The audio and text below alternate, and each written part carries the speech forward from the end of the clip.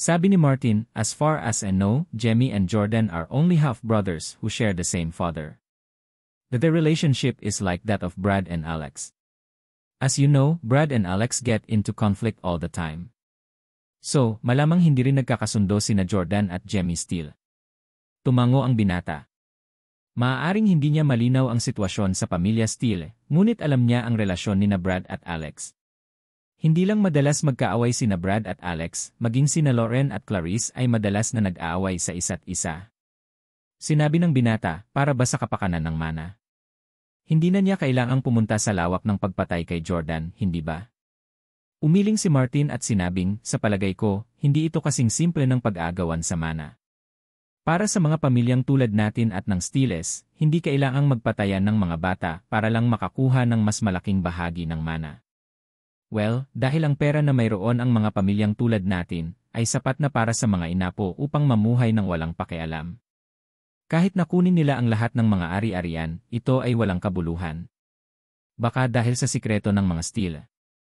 I'm guessing nalaman na ni Jemmy ang tungkol sa family secret nila, kaya napagdesisyonan niyang kumilos ng mas maaga at tanggalin si Jordan. Pinag-isipan itong mabuti ng binata at sinabing, mukhang may nakatatandang kapatid sina Jemmy at Jordan, di ba? Sa pagbanggit ng kanilang nakatatandang kapatid, napakunot ang noo ni Martin at sinabing, masyadong misteryoso ang kanilang kuya. Ni hindi ko nga alam kung ano ang hitsura niya ngayon. I'm guessing that he is an upright and reliable child who. Ayoko ng gulo. Lois, ipagpatuloy ang pagpapadala ng mas maraming tao para maghanap sa buong ise. Dapat mong mahanap si Jemmy Steele. At saka, naranasan ko na ang mga pananakot ng maliit na hayop na yon gamit ang kanyang hugis lte na sasakyang panghimpapawid. Ipadala ang pinakapropesyonal na reconnaissance team para hanapin ang kanyang hugis lie na sasakyang panghimpapawid at sirain ito. Arestado ang taong kumokontrol sa hugis lie na sasakyang panghimpapawid. Okay, ituloy mo na ang mga bagay mo. Lumabas ang binata mula sa study at nakita si Lauren na mukhang nabigla. Miss Howard. Tahimik na tumango si Lauren at pumasok sa study. Lolo. Pumasok si Lauren at nakita ni Martin ang mga bahid ng luha sa kanyang mukha. Tinanong niya, ano ang mali? Sabi ni Lauren, Lolo, handa akong tanggapin ang kasal na isinaayos mo para sa akin. Agad na nagulat nang marinig iyon, nagtanong si Martin, ano ang sinabi mo? Sa nakalipas na ilang taon, si Lauren ay matigas ang ulo na sumasalungat sa kanyang pamilya at tumatangging tanggapin ang mga kasal na isinaayos nila para sa kanya. Sisikat ba ang araw mula sa kanluran ngayon? She's actually willing to accept the arranged marriage. Na may malungkot na ekspresyon, malungkot na sinabi ni Lauren, handa akong pakasalan ang sinumang gusto mong pakasalan ko. Naguguluhan na tanong ni Martin, ano ba ang nangyari sa'yo? Hindi mo ba sinamahan si Jordan na hanapin si Victoria ngayon? Dahil ba kay Jordan? Napayuko si Lauren na naagrabyado pa rin nang maalala ang sinabi ni Jordan sa kanya kanina. Ayokong isipin niya na gagawa ako ng walang prinsipyong paraan para pakasalan siya. Please, marry me off, agrabyado na sabi ni Lauren. Laking sorpresa ni Martin, tumanggi kang magpakasal sa nakalipas na ilang taon, kahit anong pilit namin na kumbinsihin ka. Pero, nagpasya ka na ngayong magpakasal sa iba para hindi ka maliwan ng pagkakaintindi ni Jordan. Lauren, mukhang gusto mo talaga ang poop na iyon. Noong una ay inakala ni Martin na si Lauren ay hindi magkakaroon ng anumang damdamin para kay Jordan at sa karamihan ay isipin na siya ay isang supling ng isang misteryosong pamilya. Gayunpaman, sa sandaling ito, napagtanto ni Martin na ang kanyang apo ay nagkaroon ng tunay na damdamin para kay Jordan, isang lalaking nanakit sa kanya noon. Ang mapahamak na pamilyang Steele. Paano mas mababa ang mga Howard sa iyo sa anumang paraan? Si Lauren ay isang pambihirang hiyas, at karapat-dapat siya sa mundo at higit pa. Gayunpaman, hindi mo siya gusto, ha, Jordan Steele? Lubhang hindi makatarungan ang pakiramdam ni Martin kay Lauren. Sa kabilang banda, labis na naagrabyado si Lauren dahil hindi niya maiwasang maiyak muli. Lolo, huwag mo nang ituloy. Napabuntong hininga si Martin at sinabing, Lauren, sigurado ka bang gusto mong pakasalan ang isang lalaking hindi mo gusto? Binabalaan kita ng maaga. Hindi mo na maibabalik ang iyong desisyon. Kapag nag-asawa ka na, hindi ka basta-basta makakapag-divorce at kailangan mong unahin ang interes ng pamilya natin. Kahit na pagmamaltrato ka ng asawa mo at ng pamilya niya, kailangan mong tiisin. Kaya mo ba yon? Naalala ni Loren si Chris, ang matangkad ngunit kasuklam-suklam na lalaki na dati niyang nakasama. Kinagat ni Loren ang kanyang mga ngipin at agrabyado na sinabi, "Kaya ko ito." "Sige, tatawagan ko si Chris. Umuwi ka na at hintayin mo ang update ko." Pinunasan ni Loren ang mga luha niya at tumalikod na para umalis. Umiling si Martin. Naisip niya noong una na maaari niyang pagsamahin sina Loren at Jordan at pagkatapos ay malaman ang sikreto ng mga Steele sa pamamagitan ng Jordan. Pagkatapos ng kasal, ang mga Howard ay magiging mas malakas din sa lokal at sa ibang bansa. Sa kasamaang palad, natuloy ang kanyang mga plano. Walang ganang tawag ni Martin kay Chris. Sa sandaling ito, sa isang tiyak na villa sa Isi. Isang high-profile local actress ang nakasuot ng prinsesa at nakasandal sa isang matangkad at matipunong lalaki. Ang lalaki ay walang iba kundi si Chris. Hindi ito ang tahanan ni Chris kundi ang tirahan ng aktres. Dahil malapit lang ito sa airport at maganda ang kapaligiran, maraming celebrity ang gustong bumili ng mga property dito. Pinangalanan ng aktres na Scarlett na pinagpapantasyahan ng maraming lalaki. Siya ay gumanap bilang isang prinsesa sa ilang mga pelikula at gumanap ng mahusay na papel. Iyon ang dahilan kung bakit ginawan siya ni Chris ng damit na parang prinsesa ngayon. Ito ay tulad ng kung paano ang ilang mga lalaki ay nagpapantasya tungkol sa pakikipagtalik sa mga flight attendant at sa gayon, ginagawa ang kanilang mga kasosyo na magbihis bilang mga flight attendant. Habang ninanamnam ang kagandahan sa kanyang mga bisig, biglang nakatanggap si Chris ng tawag mula kay Martin. Agad na umupo si Chris at itinulak si Scarlett sa gilid bago kinuha ang telepono. "Mr. Howard Sr. Chris, hindi ko naman iniistorbo ang pahinga mo sa ganoong kalalim na oras, di ba?" Hindi, nagsasanay pa ako ng martial arts." "Anong problema? Please speak your mind." "Oh, I have a piece of good news for you. Loren has agreed to marry you." Nagulat si Chris at napuno ng kawalang paniwala matapos marinig ang kanyang mga sinabi. "Anong sabi mo?" "Pumayag si Loren na pakasalan ako." Sabi ni Martin, "Tama. Chris, magiging pamilya na tayo mula ngayon. Pag-uusapan niyo ang kasal at makipag-date." Tuwang-tuwa, napabulala si Chris, "Sige, gusto kong isagawa ang kasal sa lalong madaling panahon." "Paano ang katapusan ng buwang ito o ang simula ng susunod?" Sinabi ni Martin, "Pag-usapan ang bagay na ito kay Loren. Maaari mong piliin na magpakasal sa lalong madaling panahon o maghintay ng ilang sandali." "Salamat, Lolo." Tuwang-tuwang binago ni Chris ang paraan ng pakikipag-usap niya kay Martin. Si Loren ang pinakamagandang babae sa Isi, kaya naramdaman ni Chris na tiyak na magkakaroon siya ng maraming kaluwalhatian kung mapapangasawa niya si Loren. Saka matagal nang may gusto si Chris kay Loren. Pagkababa ng tawag, sinimulang tanggalin ng aktres na nagngangalang Scarlett ang kanyang mabigat na tiara at tila galit na galit. "Para saan mo tinatanggal?" tanong ni Chris. Galit na sabi ni Scared, "Magpapakasal ka na sa ibang babae. Bakit ko pa ipagpatuloy ang pagsusuot nito?" Lumapit si Chris at niyakap si Scarlett na may magandang figura. Sabi niya na may nakakatakot na ngiti, "Baby, ang pagpapakasal ko kay Loren ay hindi hahadlang sa pagpapalayaw ko sa'yo." Nakadamit tulad ng isang prinsesa, mapang-akit na sinabi ni Scarlett, "Bagaman ako ay isang sumisikat na artista, alam ko ang tungkol kay Loren Howard, ang pinakamagandang babae sa Isi. Pupunta ka pa rin ba at makikita mo ako kahit na pagkatapos mong pakasalan si Miss Howard?" Si Scarlett ay isang sikat na celebrity na iniidolo ng hindi mabilang na mga tao at hinabol ng maraming mayayamang tycoon.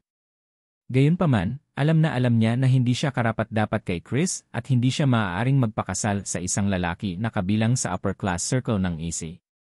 Dahilan, maraming aktres na tulad niya ang natulog sa hindi mabilang na mga investor at direktor mula nang sila ay sumali sa entertainment industry at wala nang kalinisang magsalita.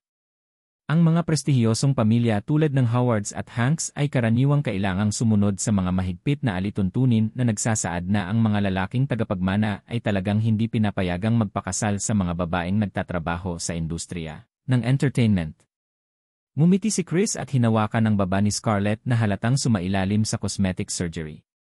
"Bakit hindi ako makakapunta?" Sabi ni Scarlett, "How can you have the guts to mess around after marrying a Howard? Hindi ka ba natatakot na si Loren at ang Howards ay magalit sa'yo?" Tumawa si Chris at sinabing, kapag pakasalan ako ni Lauren, magiging babae ko siya at kailangan niyang gawin ang utos ko. Ako na ang bahala sa lahat. Hindi niya ako makokontrol. Kung tungkol sa kanyang lolo, tiyak na mahuhulaan niya na mayroon akong iba pang manliligaw sa labas ng kasal. Para sa kanya, walang mas mahalaga kaysa sa kita. Hanggat nasa akin pa ang kailangan ng mga Howard, hindi siya mangangahas na gumawa ng anuman sa akin. Nang marinig ang kanyang mga salita, tumawa si Scarlett at sinabing, napakapanginibabaw mo, Mr. Hank. Gusto ko lang ang mga mahuhusay na lalaking tulad mo. Pinulupot ni Chris ang kanyang braso sa baywang ni Scarlett at sinabing, Scarlett, oras na para tumaba ka. Masyado kang payat at hindi mo kayang dalhin ng maayos ang gayong masikip na damit. Maraming artista ang may posibilidad na maging sobrang payat dahil gusto nilang maging maganda sa screen. Kung hindi man, kung sila ay magkakaroon ng isang average na figure, sila ay magmukhang partikular na madulas at mataba. Kahit na ang kanyang payat na figura ay magiging maganda sa screen, hindi ito gaanong kaakit-akit sa totoong buhay, lalo na sa kama. Sabi ni Scarlett, kailangan kong magmukhang maganda sa screen para hindi ako tumaba. Kung sa tingin mo ay hindi ako sapat, magrerekomenda ako ng ibang babae sa iyo. Siya ay isang baguhan na may mahusay na figure. Siya ay tiyak na ang uri na gusto mo.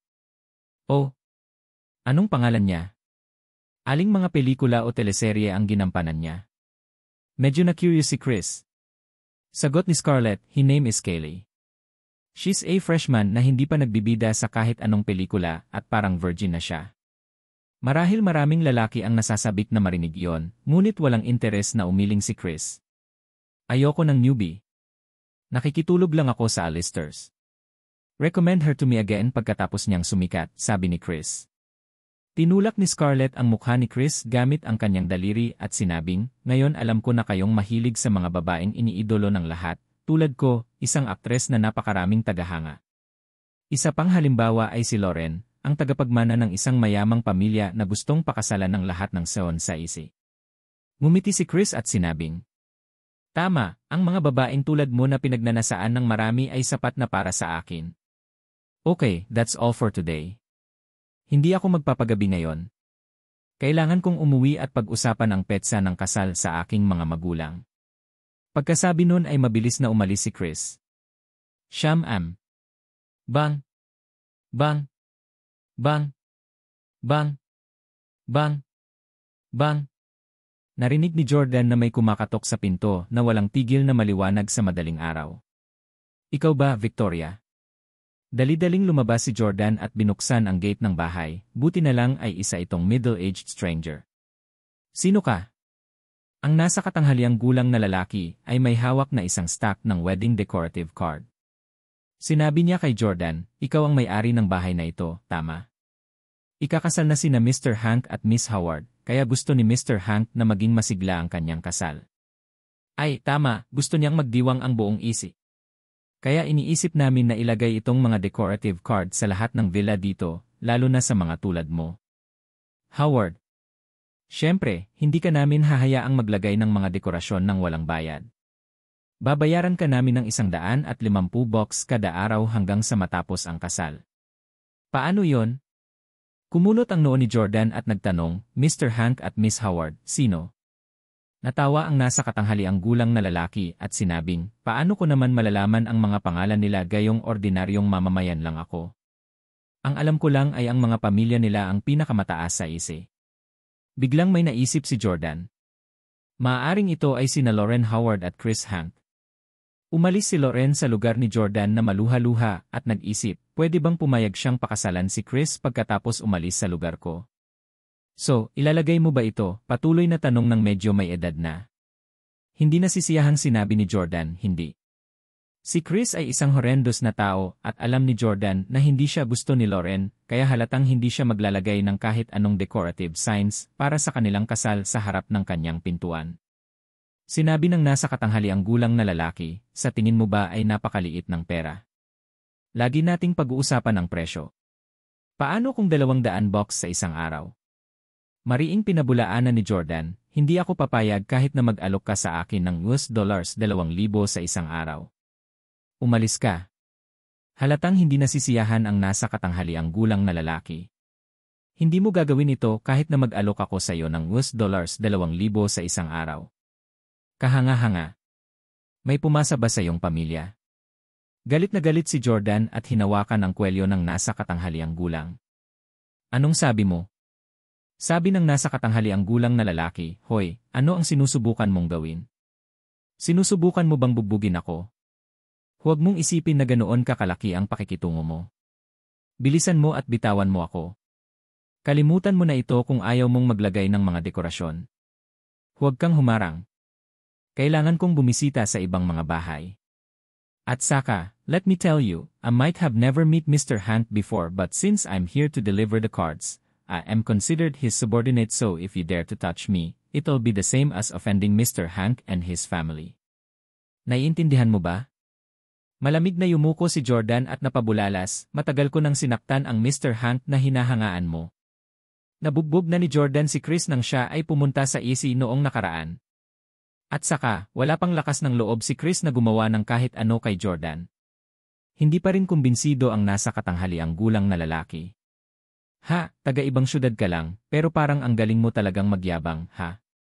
Sabihin ko sa'yo, hindi naman big deal na kayang-kaya mong bilhin itong maluhong bungalow. Hindi man lang ito maikumpara sa tirahan ng mga Hanks.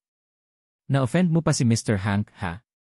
Kung maaari ka pa ring manatiling ligtas at maayos pagkatapos siyang masaktan, isabit ko itong mga banner na patiwari." Sa pagtingin sa mga pandekorasyon na banner sa mga kamay ng nasa katanghaliang gulang na lalaki, naalala ni Jordan si Chris kaya agad niyang inagaw ang mga banner mula sa kanya. Pagkatapos ay hinati niya sila sa dalawa. Napunit sa dalawa ang banner ngunit naramdaman ni Jordan na hindi pa ito nasira. Kaya naman, ipinagpatuloy niya muli ang pagpunit sa mga ito bago itinapon sa hangin ang mga piraso. "Lunukin mo," sabi ni Jordan. Ang mga putol na piraso ay nag-fluttered sa hangin habang ang nasa katanghaliang gulang na lalaki mula sa EC ay ganap na natulala. "Ikaw! How dare you pinite the celebratory banners for Mr. Hank's wedding? Anak, nagkakaproblema ka. Naalala ko ang unit number mo. Kung may lakas ka ng loob, huwag kang umalis. I'll go tell Mr. Hank about it now." Kapag nalaman niya, siguradong babalatan kanya ng buhay. Umalis ang lalaki habang sumisigaw. "Ile! Paano posibleng mag-alala si Jordan sa paghihiganti sa kanya ni Chris?" Gayunpaman, pagkatapos malaman na si Chris ay magpapakasal kay Lauren, nakaramdam ng hindi mapakali si Jordan dahil ayaw niyang pakasalan siya ni Lauren.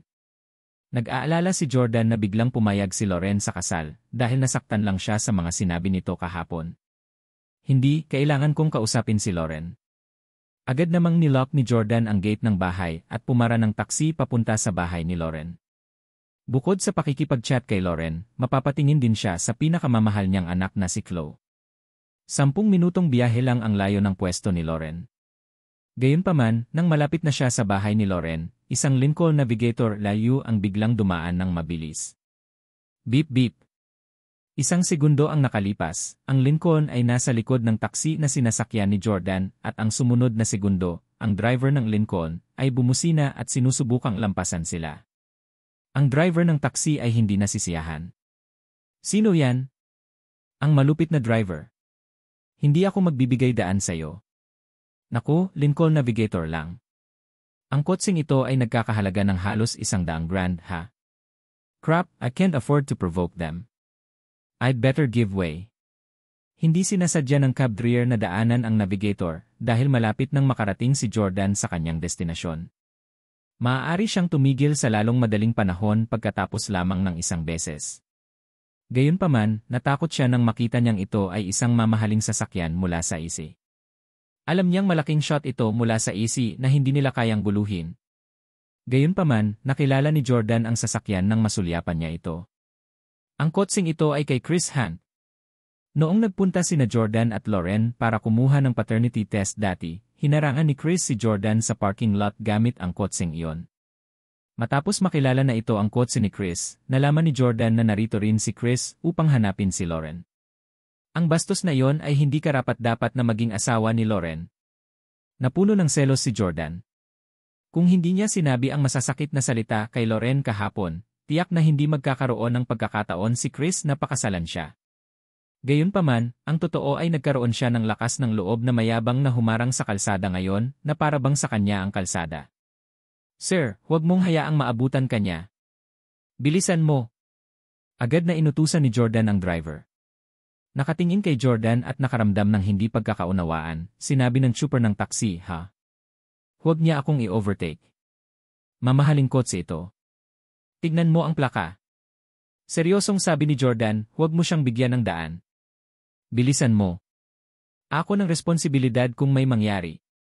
Ang driver ng taxi ay medyo may kaalaman at masasabi niyang hindi rin ordinaryong tao si Jordan, kaya nakangiti siyang sumang-ayon naman. Kaya naman, natapakan ng driver ng taxi ang accelerator at ang Lincoln si na malapit nang mag-overtake sa kanya ay agad na nabigo at walang pagpipilian kundi ang nahiyang magmaneho sa tabi ng isi. Hoy, bastos talaga itong taxi driver. How dare he not give way? Ang driver ng Lincoln Navigator ay walang iba kundi ang underling ni Chris, si Rob. Si Chris na nakaupo sa backseat ay labis na hindi nasisiyahan. Siya ay isang mapagmataas na tao na karaniwang kumikilos tulad ng isang malupit sa isi. Paano niya pahihintulutan ang isang driver ng taxi na ay one-up siya? Rob, ituloy mo siyang lampasan. I-floor ang accelerator at paikutin ang manibela pa kanan. Patuloy na magmaneho at tingnan kung papalampasin ka niya. Marahas na sabi ni Chris. Malamig na yumuko si Chris at sumigaw, how dare, cab driver be so cocky? Wala talaga siyang alam. Sa kabilang banda, inapakan ng driver ng taxi ang accelerator at nanginginig ang mga kamay na bumulalas, bad news. Bumibilis na naman sila. Ano ba ang dapat nating gawin? Bumagal ba tayo o hindi? Galit na itinuro ni Jordan, hindi, bilisan mo. Huwag kang huminto kahit na makarating na tayo sa destinasyon. Huwag mong hayaang maabutan niya tayo. Sa Lincoln, nagpanik din si Rob. Damn it, bumilis din ang masamang taxi. Galit na bulalas ni Chris, huwag kang mag-abala tungkol dito. E-overtake mo lang. Bumilis ang Lincoln Elgo habang pumipilit sa kanan. Sa sandaling ito, ang driver ng taxi ay walang pagpipilian kundi ang kusang islam sa preno. Gayunpaman, kahit na noon, ang distansya ay masyadong maikli. Sa isang malakas na putok, bumangga ang driver ng taxi sa kanang likuran ng Lincoln Navigator. Bagamat ang driver ng taxi ang nag-rear end sa kotse, malalaman ng mga maaaring magmaneho na ang driver ng Lincoln Navigator ang may kasalanan. Damn! Sa sobrang galit ni Rob ay agad siyang bumaba ng sasakyan at sinigawan ang driver ng taxi, bingi ka ba, taang driver ng taxi? Hindi mo ba naririnig na bumusina ako sa'yo? Sinadya mo pangang bumilis at pinigilan akong mag-overtake ha? Dilatin mo ang mga mata mo at tingnan mong mabuti. Ito ang sasakyan ni Mr. Chris Hunt. Nagmamadali ding bumaba ng sasakyan ang driver ng taxi. Alam na alam niyang hindi ordinaryong tao si Rob, yumuko siya at sinabing, hindi ko kasalanan. Ang customer ang patuloy na nagpapabilis sa akin. Customer. Saka lang napatingin si Rob sa passenger seat ng sasakyan. Si Jordan din bumaba ng sasakyan at tumingin kay Rob. Sinabi niya, ang iyong sasakyan ay hindi isang sasakyan ng pulis o isang ambulansya. Hindi kami obligadong magbigay daan sa iyo. Bawal kang bumusina sa kalsadang ito, pero bumusina ka at nakakaistorbo sa mga mamamayan. Nag-overtake ka pa ng malupit. How dare you be so self-righteous gayong nagawa mo na ang pagbangga ng mga sasakyan? Natigilan si Rob nang makita si Jordan. Ikaw ay A. Sa pagkakataong ito ay nakita rin ni Chris na nakaupo sa kotse si Jordan. Damn it, siya yon. Nagmamadaling bumaba ng sasakyan si Chris at tumingin kay Jordan. Jordan Steele. Iniisip ko kung sinong trooper ng taxi ang magiging bastos para hindi ako bigyan, pero ikaw pala. Anong ginagawa mo dito? Sinabi ni Jordan, narito ako para makita ang aking anak. Ano ang problema? Natatawang sabi ni Chris, nandito ka para makita si Chloe, eh. Ha, dapat alam mo na malapit na kaming ikasal ni Lauren, di ba? Malapit na akong maging ama ni Chloe. Hindi ka karapat-dapat. Agad namang gumanti si Jordan. Ikaw, Lee. Naiinis si Chris. Sa sandaling ito, napagtanto ng driver ng taxi na talagang magkakilala silang dalawa at tila sila ay mga kilalang tao. Kaya, sumingit siya, mga ginoo, dahil magkakilala kayong dalawa, maganda yon. Nakita mo, nabangga ang sasakyan ko sa'yo at sira ang headlights ko ngayon. Paano kung pag-usapan niyong dalawa kung paano ako mababayaran? Bilang driver ng taksi, ayaw niyang masangkot sa gulo sa pagitan ng dalawang seon ng mayayamang pamilya. Bilang isang ordinaryong mamamayan, gusto lang niyang mabayaran sa lalong madaling panahon at pagkatapos ay umalis sa lugar na ito. Gayunpaman, agad na binatukan ni Rob ang driver ng taksi matapos marinig ang hinihingi nitong kabayaran sa pera. Hindi ko pa ni-settle ang mga score sa'yo para sa pag-provoke kay Mr. Hank.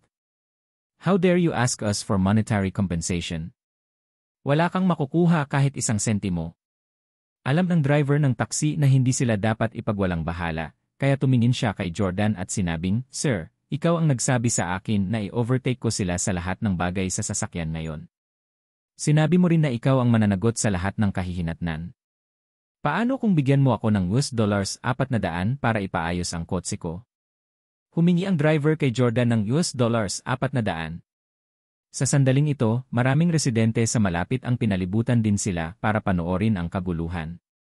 Itinuro ni Jordan ang kotse ni Chris at sinabing, sinubukan nilang tumawid at iyon ay isang gawa ng hooliganism. Ngunit, gusto nilang umiwas sa responsibilidad. Tumawag sa traffic police o insurance company. Tiyak na 100% ang pananagutan nila para sa ganoong sitwasyon. Nang marinig ang mga salita ni Jordan, ang ilang mga nanonood ay tumunog. Nakita ko ang driver ng SE na yon na patuloy na bumusina at nag-overtake sa kotse na yon. Responsable talaga ang driver ng SE. Iyon ay walang sabi-sabi. Paano posibleng tailgate ng taxi driver ang SE? Gayunpaman, ang pangkalahatang halaga ng insurance coverage para sa mga driver ng taxi ay medyo malaki. Kaya kahit na ang driver ng taksi ay mananagot sa aksidente, hindi siya kailangang mag-alala. Sa sandaling narinig ni Chris ang taxi driver na humihingi ng $400 kay Jordan, na tila iniiwasan ni Jordan na magbayad, agad itong iniugnay ni Chris sa usapin ng pag-freeze ng mga ari-arian ni Jordan. Alam na ni Chris ang bagay na ito at nakarinig pa nga ng kaunting bagay tungkol sa pagpasok ni Jordan ng mag-isa sa Howards at nasugatan pa ang binti ni Brad. Tumawa si Chris at sinabing, hindi mo na kailangang tumawag sa traffic police o sa kumpanya ng insurance. Duda ako ay sapat na ang $400 para mabayaran ang mga gasto sa pagkumpuni ng kotse na ito. Magkakahalaga ito ng hindi bababa sa $800. Rob, bigyan mo ang driver ng taksi na ito ng $800. Saglit na natigilan si Rob. Mr. Hankney. Naisip ni Rob sa kanyang sarili, hindi na kailangan para sa isang prestihiyosong figura tulad ni Chris na mag-abala tungkol sa isang hamak na trooper ng taksi. Hindi sila maglalakas loob na pukawin siya, gayunpaman. Bayaran mo siya. Nang makitang nag-aalangan si Rob, tila hindi nasisiyahan si Chris. Dahil alam niyang mainitin ang ulo ni Chris at maaaring manakit kung kailan niya gusto, agad na kinuha ni Rob ang kanyang cellphone at naglipat ng $800 sa driver ng taksi. Salamat. Mauna na kayo, aalis na ako. Ngumiti ang driver ng taksi at handa nang umalis. Pero pinigilan siya ni Chris. Sandali lang, huwag ka munang pumunta. Hindi pa tayo tapos dito. Tumingin si Chris kay Jordan at sinabing, nabayaran ko na ang pinsalang ginawa sa'yo. Responsibilidad ko ito, kaya tatanggapin ko. Ngunit ngayon ka lang nakasakay sa kotse at malinaw na nangako kang pananagutan ito kapag may nangyaring hindi ka nais-nais. Hindi ba dapat maglipat ka rin ng $800 sa kanya? Nang marinig niya na maaaring makatanggap siya ng isa pang $800, ang driver ng taksi ay agad na tuwang-tuwa. Kung tatanggap siya ng $800, magkakaroon siya ng $1,600 sa kabuuan. Maaari siyang makakuha ng isang kakilala upang tumulong sa pag-aayos ng kanyang sasakyan sa halagang $200 lang na nangangahulugan na maaari siyang kumita ng $1,400. Kaya naman, pinahirapan din ng driver ng taksi si Jordan. Sir, I was planning to give way just now because thought they must have tried to overtake me because of a urgent matter. Ngunit tumanggi kang hayaan akong magbigay ng daan at hiniling pa sa akin na bilisan habang tinitiyak sa akin na sasagutin mo ang mga pagkalugi kung mayroon man. Nakahalukip-kip, sinabi ni Chris, Jordan, dapat tuparin ng mga lalaki ang kanilang salita. Hindi mo maaaring talikuran ang responsibilidad na magbayad dahil lang sa binayaran ko siya. Lahat ito ay dahil sa iyo. Sa pagkakataong ito ay tumango rin ang mga nanonood sa pag-aakalang walang mali sa sinabi. Masasabi nilang lahat na sina Jordan at Chris ay mga sron ng mayayamang pamilya habang ang driver ng taksi ay isang ordinaryong mamamayan lamang. Kaya, walang alinlangan silang umaasa na ang driver ng taksi ay makikinabang sa kanilang scuffle. Sinadya ni Chris na ilagay si Jordan sa isang pwesto dahil alam niyang walang pera si Jordan ngayon.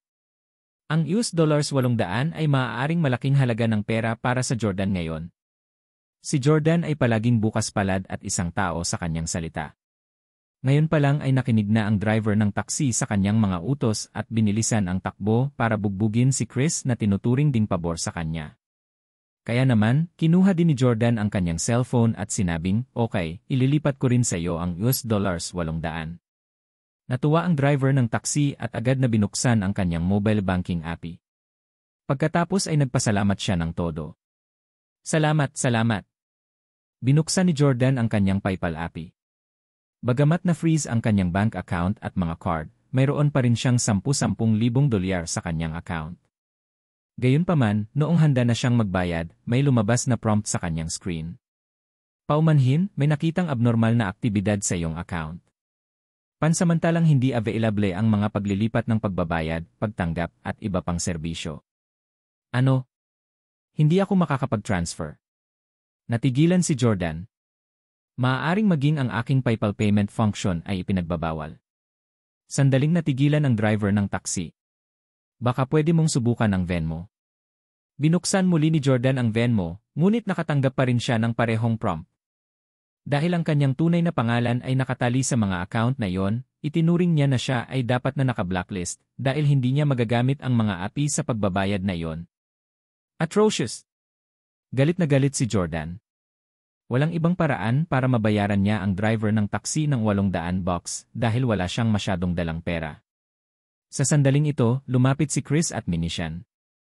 Anong problema, Mr. Steele? Hindi ka makakapagbayad. Na-disable ang account mo, ha? Hahaha, ano bang pinagyayabang mo noong wala kang pera? Biglang sumigaw si Chris kay Jordan gamit ang mas malupit na tono. Nawala ang galit ni Jordan at tumahol ng nakakuyom na mga kamao. How dare you talk to me in such a way? Malamig na yumuko si Chris. Nagiging mabait ako sa isang tulad mo na tumalikod sa iyong salita at niloko pa ang isang driver ng taksi. Pinapabilis mo ang driver ng taksi at nangako kang mananagot sa mga kahihinatnan nito. Gawin mo na ngayon. Bigyan mo siya ng pera para ipaayos ang kanyang sasakyan. Naghiyawan ang mga nanonood sa paligid. Ang $800 ay hindi isang malaking halaga. Kahit sino ay kayang bayaran yon. Talagang hindi siya handang hatiin ang kanyang pera. Napakaganda niya sa loob ng taksi, ngunit ngayong aksidente ang nangyari, tumanggi siyang tuparin ang kanyang pangako. Magtiwala sa kanya na tawagin ang kanyang sarili na isang lalaki. Talagang nabalisa si Jordan sa kanilang mga salita ng panunuya. Tumingin si Jordan sa driver at sinabing, "Sir, may nangyaring mali sa aking account sa pagbabayad at wala akong masyadong pera ngayon. Ibigay mo sa akin ang iyong numero ng telepono at may magpapadala ako sa iyo ng pera. Nangangako ako na hindi ako babalik sa aking sinabi at tiyak na ibibigay ko sa iyo ang $800. Ang driver ng taksi ay tumingin kay Jordan nang may pang-aalipusta at sumagot, "Bakit ngayon ka lang nagsabi ng mga magagandang bagay na ayaw mong magbayad? Akala ko ay talagang mapagbigay ka. Kalimutan mo na ito. Dahil binayaran na ako ni Mr. Hank ng $800, hindi na ako hihingi ng higit pa sayo. Hindi ako sakim sa pera. Hindi mo kailangang magbayad para sa pag-aayos ng kotse, ngunit dapat mong bayaran ako para sa pamasahe sa taksi, tama ba? $3 ang pamasahe. Magbabayad ka ba sa pamamagitan ng cash o mobile payment? Dahil ang mga function ng pagbabayad sa mobile phone ni Jordan ay lahat ay hindi pinagana, maaari lamang siyang magbayad ng cash. Gayunpaman, pagkatapos halukayin ang kanyang mga bulsa, napagtanto niyang wala siyang kahit $1 bill, biglang nagtampo ang mukha ni Jordan. Nang makita ng driver ng taksi ang sitwasyon ni Jordan, nagtanong siya na may halong pagtataka, "Tiyak na hindi ka naman ganoon kahirap na hindi mo kayang bayaran ang pamasahe sa taksi na $3, tama ba?" Awkward na sabi ni Jordan, "I'm sorry sir, nagmamadali akong lumabas at nakalimutan kong magdala ng pera. Ibigay mo sa akin ang contact number mo at kukuha ako ng maglilipat ng pera sa iyo." Sa sandaling ito, parehong tumawa ng malakas sina Chris at Rob. Tumawa si Chris at sinabing, Jordan, oh Jordan, hindi ka handang magbayad ng $800 para sa gastos sa pag-aayos ng kotse at hindi mo kayang bayaran ang pamasahe na $3. Tawagin mo ang iyong sarili na isang lalaki at ama ni Chloe. Ang mga nanonood sa paligid ay nagsimulang mag-usap ng walang tigil. Nakasuot siya ng branded na kasuotan, pero hindi ko akalain na hindi siya papayag na magbayad ng pamasahe na ilang dolyar lang. Ang kuripot. Paano magkakaroon ng mga tao sa mundong ito na hindi kayang magbayad ng ilang dolyar? Gaano kakahirap? I bet ninakaw niya lahat ng damit at singsing niya para magpanggap na mayaman dito. Galit na galit ang tsuper ng taksi, at tumahol siya sa galit, hindi, paano ka tatawag ng taksi kung wala kang dalang pera? Wala akong pakialam, maaari kong kalimutan ang $800.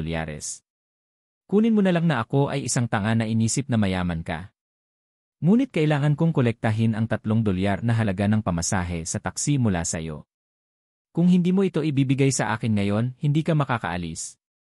Sinabihan siya ni Rob sa gilid, Sir, kung hindi ito gumana, tumawag ka ng pulis para arestuhin siya. Nagalit si Jordan. Sa wakas ay naunawaan niya kung ano ang ibig sabihin ng sapilitang kamatayan sa pamamagitan ng pera. Sa loob ng 3 taon na naging live-in na asawa ni Hailey sa Orlando, hindi pa siya napahiya ng ganito. Hindi niya talaga kayang bayaran ang pamasahe sa taksi. Kasalukuyang hindi makontak si Victoria at hindi rin maabot ni Jordan ang kanyang pamilya. Gayunpaman, mayroon siyang contact number ng maraming mga empleyado niya na maaaring maglipat ng pera sa kanya. Gayunpaman, ang mga pagbabayad sa mobile ng Jordan ay na-block at pinaghihigpitan sa ngayon. Maliban kung may personal na naghahatid ng pera sa Jordan. Ngayon, nakakulong pa rin sina Pablo at Salvatore sa Houston, kaya si Tim lang ang nasa isi. Gayunpaman, kinokontrol ni Tim ang hugis ilki na sasakyang panghimpapawid at ang tanging garantiya ng kaligtasan ng Jordan sa isi, kaya tiyak na hindi siya madaling magpakita. Kapag nagpakita siya, papatayin si Jordan anumang oras, at hindi na makakalaban sa Howards. Nang si Jordan ay natigil sa isang malaking problema at nalilito sa kung ano ang gagawin, isang batang babae ang biglang tumakbo. Daddy! Isang pamilyar na boses ang narinig ni Jordan at agad na tumingin sa unahan, only to find that it was actually Chloe who are running over, followed Lawrence's maid. Daddy, si Daddy talaga. Tila naglalaro si Chloe sa harap ng kanyang bahay at nasagasaan nang makita niya si Jordan mula sa malayo. Chloe! Sinalubong din siya ni Jordan at binuhat si Chloe sa kanyang mga bisig. Wow, ang ganda talaga ng batang ito. Makapangyarihan talaga ang genetics. Tiyak na maganda rin ang kanyang ina. Marami sa mga nasa katanghaliang gulang na naroroon ay labis na mahilig at naiinggit sa kagandahan ni Chloe. Daddy, nandito ka ba para makita ako? Nakangiting tanong ni Chloe. Tumango si Jordan. Hinawakan ni Chloe ang kamay ni Jordan at sinabing, umuwi na tayo. Gusto kong turuan mo akong tumugtog ng piano, Daddy. Sandali. Biglang tinawag ng driver ng taksi ang dalawa at sinabing, hindi pa kayo nakakapagbayad ng pamasahe sa taksi, hindi kayo makakaalis. Galit na galit si Jordan, ngunit talagang hindi pa siya nagbabayad ng pamasahe sa taksi. Bagamat hindi ito magkano, dapat niyang pagbayaran iyon. Ito ay hindi isang bagay na maaaring malutas sa pisikal na karahasan, ngunit sa pera. Daddy, kailangan mo ba ng pera? Meron ako, biglang sabi ni Chloe. Nang marinig niyang may pera ang anak na babae ni Jordan, agad na sinabi ng tsuper ng taksi, sige, mababayaran mo rin ako. $3, pakiusap. Iniunat ni Chloe ang kanyang pink na maliit na kamay, dumukot sa bulsa ng kanyang maliit na pink na down jacket, at naglabas ng mga bola ng bill. May mga denominasyon tulad ng $1, $1, $2, $5, $1, $0, at $20. Ayan na. Inabot ni Chloe ang driver ng taksi na may hawak na mga bola ng pera. Ang driver ng Ken ay kumuha ng $1 bill at sinabing, okay, $1. Matapos makuha ang pera ay agad na umalis ang driver ng taksi. Gayunpaman, nag-uusap pa rin ang mga nakapaligid na mamamayan. Talagang walang kakayahan ang lalaking ito. Talagang binayaran niya ang kanyang anak na babae. Nakakahiya. Hiwalayan niya siguro ang ina ng bata. Sinong babae ang maghahangad ng walang kwentang katulad niya? Walang pigil din ang pagtawa ni Chris, Jordan Steele, to think that I still regarded you as a strong love rival before and thought that you are on par with me. Ngayong napag-isipan ko na, ako, kailangan mo pang bayaran ang anak mo para sa pamasahe sa taksi. Wala kang kabuluhan, paano mo maihahambing sa akin? Sumigaw si Rob, kung hindi, bakit ikaw ang pipiliin ni Miss Howard, Mr. Hank? Si Miss Howard ay talagang matalino at matalinong mata. Galit na galit si Jordan, ngunit akmang kukuyom na niya ang kanyang kamao, natunaw ng maliit na kamay ni Chloe ang kanyang galit. Sabi ni Chloe, "Tay, uwi na tayo." Tumingin si Jordan sa kanyang cute na anak at tumigil sa galit kay Chris at sa kanyang lapdog. Sabi niya, "Okay." Hinawakan ni Chloe ang kamay ni Jordan at mabilis na nakarating ang dalawa sa bahay ni Loren sa harapan. Pagpasok pa lang niya sa looban ay nakita ni Jordan si Loren na nakasuot ng puti na parang diwata. Sa sandaling makita niya si Loren, nais ni Jordan na humingi ng tawad sa kanya. Gayunpaman, "Loren, sasama ako." Sumingit si Chris, kasunod si Rob, na may bitbit na mga kahon at bag na iba't ibang laki. "Loren, ito ang mga regalo ko sa iyo sa kasal. Tingnan mo. Narito ang isang brilyante na suklay na ginamit ng mga sinaunang royal na nagkakahalaga ng halos 1,000,000. Nariyan ang salamin na ginamit ng paborito mong mga awit noon, nagkakahalaga ng halos 1,000,000. May mga alahas din, tingnan mo kung gusto mo." Inilagay ni Rob ang lahat ng mga regalo sa kasal sa looban bago ito isa-isang binuksan na may ngiti sa labi. Sinabi rin niya, ang mga regalong ito sa kasal ay nagkakahalaga ng milyon-milyon na walang ibig sabihin sa mga Howard at Hanks, ngunit napakalaking halaga para sa ilan. Halatang sinadya niya itong marinig ni Jordan. Malamig na yumuko si Jordan dahil 12 milyon ang diamond earrings na binigay niya kay Victoria. Walang halaga sa kanya ang ilang milyong dolyar. Sinulyapan lang siya ni Loren bago sinabing salamat. "I'm very satisfied with that." Pagkaraan, nakangiting sinabi ni Chris, "Loren, nakakatuwang pumayag kang pakasalan ako. Gusto kong isagawa ang kasal sa lalong madaling panahon. Paano kung ikasal tayo sa unang bahagi ng susunod na buwan?" Iyon ay ang ika-1 ng Abril. April Fool's Day. Wala pang kalahating buwan mula ngayon.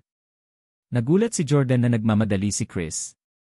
Gayunpaman, sumang-ayon si Loren sa isang tango, "Sige." Laking gulat ni Jordan na pumayag agad si Loren. Mukhang sabik na rin siyang magpakasal ng mas maaga, para patunayan kay Jordan na hinding-hindi siya gagawa ng walang prinsipyong paraan o magpapakamura para lang pakasalan siya. Tumingin si Jordan kay Loren at sinabing, "Loren, hindi mo siya dapat pakasalan." Si Loren ay naging walang asawa sa loob ng maraming taon at sa gayon ay may napakataas na pangangailangan ng kanyang iba pang kalahati. Siguradong hindi siya magpapakasal kahit kanino. Ayaw ni Jordan na isakripisyo ni Loren ang sarili niyang kaligayahan dahil sa kanya. Gayunpaman, nawala ang galit ni Chris sa sandaling marinig niya iyon at nabigla siya. "Punk, anong kalokohan ang ibinubulalas mo? How dare you rely to stop Loren from marrying me? Do you have death wish?" Tuluyan na siyang hindi pinansin ni Jordan at nakatitig pa rin sa magandang side profile ni Loren. "Loren, alam kong hindi mo siya gusto at hindi ka dapat magpakasal sa taong wala ka namang nararamdaman. Hindi ka magiging masaya kung gagawin mo yon." Upang mapalapit kay Loren at makapagpahayag ng mabuting kalooban sa kanya, nagpasya siyang tawagan siya sa kanyang pangalan sa halip na tawaging Miss Howard. Katulad ng kung paano niya tinawag si Victoria sa kanyang pangalan. Namula ang mukha ni Chris at galit na galit siya. "Bullshit! Childhood sweethearts kami ni Loren at ang aming mga pamilya ay matagal nang nabuo ang ugnayan sa isa't isa mula pa noong henerasyon ng aking lolo. Walang ibang mas makakapareha sa kanya kaysa sa akin. Kung ayaw sa akin ni Loren, posibleng magustuhan kanya."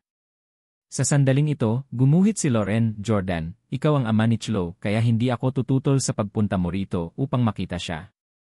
Gayunpaman, hindi mo kailangang mag-alala tungkol sa aking mga pangyayari. Kung may nararamdaman ako para kay Chris at kung pakakasalan ko siya o hindi ay walang kinalaman sa'yo." Malamig at mahigpit ang boses ni Loren. Hindi na siya kasing gentle gaya ng dati. Talagang galit na galit siya kay Jordan. Nang marinig ni Loren ang pananakot kay Jordan, masayang umisi sina Chris at Rob dahil ang isang pangungusap mula kay Loren ay mas epektibo kaysa 10 mula kay Chris. Tumawa si Rob at sinabing, "Haha, tama ka, darling." Nagsimula ring maging mahiyain at kampante si Chris. "Jordan, narinig mo ba yon? Sinabi na ni Loren na wala ka sa lugar para makialam sa kanyang mga gawain. Sa pagkakaroon ng mga nakaraang karanasan kasama si Victoria at lalo na si Hailey na mahilig gumawa ng gulo, matagal na niyang naiintindihan ang mga babae. Kadalasan, ang mga babae ay gustong magsabi ng mga bagay na hindi nila sinasadya, lalo na kapag sila ay naiinis. Sa tuwing sila ay galit, sila ay may posibilidad na sabihin ang kabaligtaran ng kung ano ang kanilang nararamdaman. Nagpatuloy si Jordan sa paglalakad at sinabing, "Lauren, galit ka ba sa akin? Pasensya na, hindi ko dapat sinabi ang mga bagay na yon sa'yo kagabi.